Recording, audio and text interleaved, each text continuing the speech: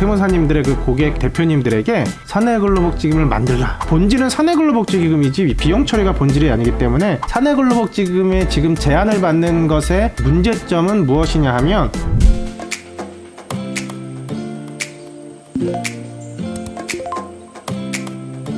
네, 세무사님 안녕하십니까. 기업의 별의 강지은 변호사입니다. 오늘은 사내근로복지기금에 대해서 말씀드리려고 하는데요.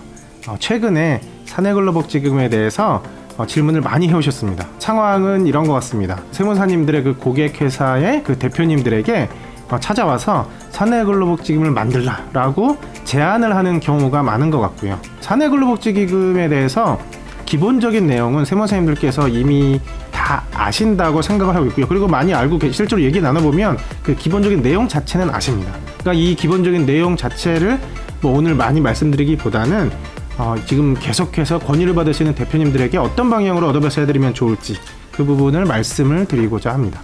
이 사내근로복지금의 구조를 간단하게 먼저 말씀을 드리면 우리 고객 대표님의 그 회사가 이렇게 있고요. 회사가 있고 이 회사에서 사내근로복지기금에다가 자산을 출연을 하는 것이죠. 이 자산을 출연을 하는 것인데, 네, 그러면 이 자산을 출연하면서 이 출연 행위, 이 부분에는 세금 없이 이 자산이 이동되는 그러한 그 제도입니다. 그러니까 이제 이 자산이 이동되면서 세금이 없으니까 뭔가 자산을 이동시키려는 그런 목적하에서 이 근로복지기금을 사용하려는 제안의 그 취지가 좀 있는 것 같습니다. 물론 사내근로복지기금은 이 자산을 이동하는 것을 어떤 효과를 기대하는 건 아니고요. 실제로 이 기금에 출연된 다음에 근로자들에게 어떤 복지를 제공하기 위한 그런 용도의 제도이기 때문에 사실 사내근로복지금의 원래의 목적에 따라 설립하고 싶다고 하고 세무사님과 논의한다고 하면 관련해서 논의하시고 도움을 주시고 또 거기에 따라 어떤 추가적인 계약이라든지 여러 가지 어드바이스를 드릴 수는 있겠죠. 그러니까 그것을 지금 논의하는 건 아니고요.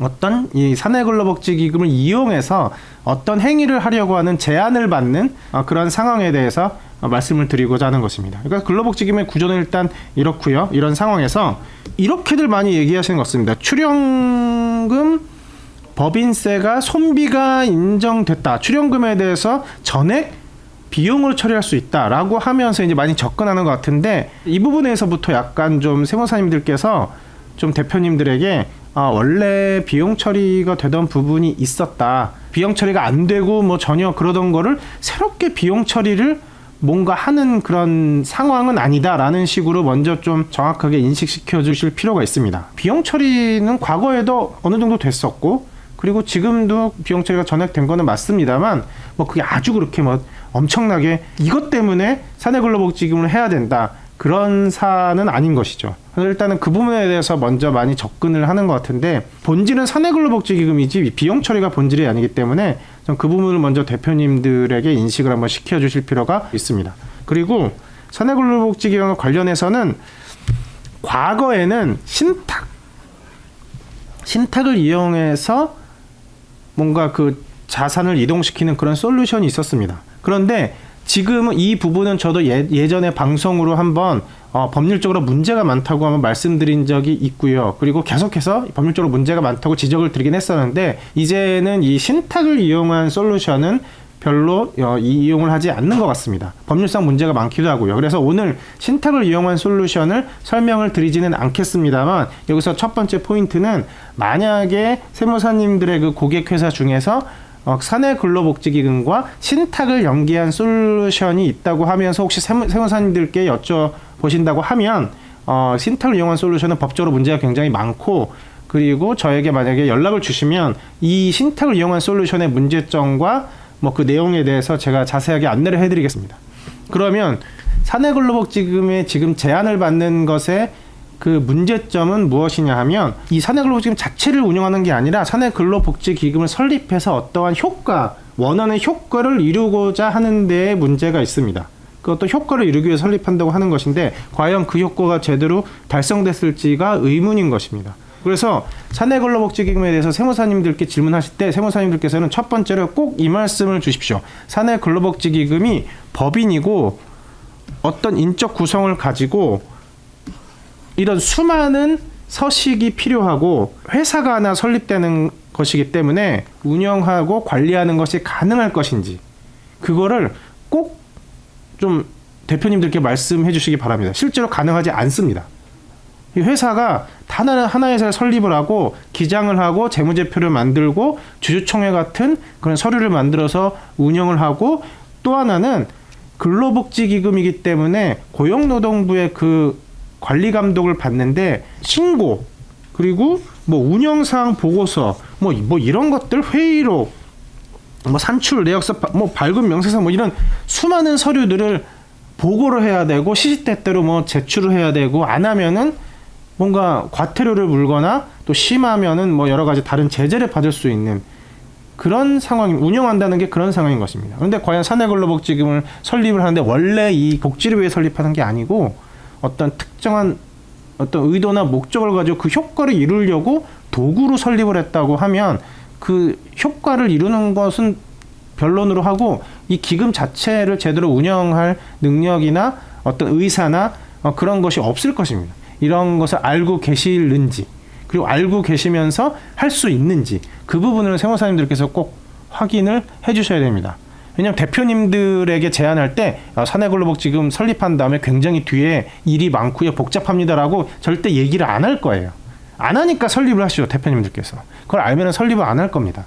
그러니까 세무사님들께서는 꼭 관리가 굉장히 어려운데 그거 가능하시겠어요? 라는 걸 꼭 확인해 주시고 명확하게 그 부분을 짚고 넘어가셔야 됩니다. 만약에 뭐가 어렵고 뭐가 설립이 힘든지에 대해서 뭐 구체적인 내용이 필요하시면 저한테 연락을 주시면 뭐 이런 리스트라든지 그 절차라든지 이런 걸 더 설명을 드리겠습니다. 그리고 두 번째, 바로 이 구조에서 자산이 한번 기금으로 넘어가면 그 자산은 그 기금에 완전히 귀속되는 것이지 절대 그 자산을 출연한 회사나 그리고 대표님에게 그 자산이 다시 돌아올 수 없습니다.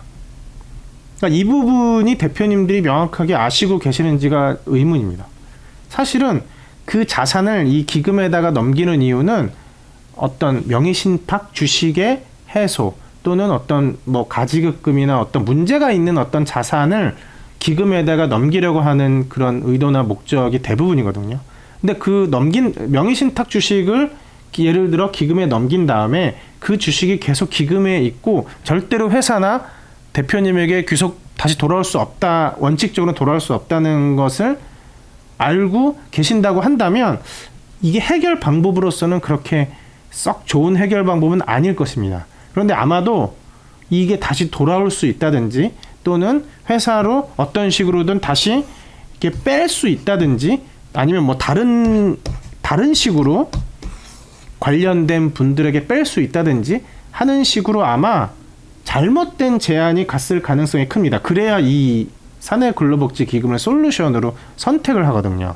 그러니까 세무사님들께서는 이 부분이 굉장히 중요한데 과연 뭐 명의신탁된 주식이든 뭐든지 간에 기금으로 그 자산이 넘어간 다음에 뭐 10년, 20년 지난 다음에 슬그머니 회사로 찾아오거나 대표님 개인 명의로 찾아올 수 있지 않습니다. 제도가 그렇게 되어 있지 않은데 과연 그것을 명확하게 인식하고 계시는 것인지 내 손을 완전히 이 주식이 떠나는 것인데 과연 그걸 알고 계시는 것인지 이제 그 부분을 꼭 확인을 해주시고 그 부분에 대해서 아마 나중에 뭐 이렇게 해서 찾아올 수 있다고 하던데 뭐 이렇게 하면 뭐 없는 것처럼 되던데 라는 식으로 알고 계신다고 하면 그 부분에 대해서는 그게 맞진 않을 거기 때문에 그 부분에 대해서 세무사님들께서 한번 꼭 짚고 넘어가 주셨으면 하는 게 이제 저의 바람입니다. 두 가지를 말씀드렸는데요. 첫 번째가 이 사내근로복지기금은 설립 후 운영이 굉장히 어려운데 그것을 과연 대표님이 알고 계신지 그걸 꼭 확인해 주시고 두 번째는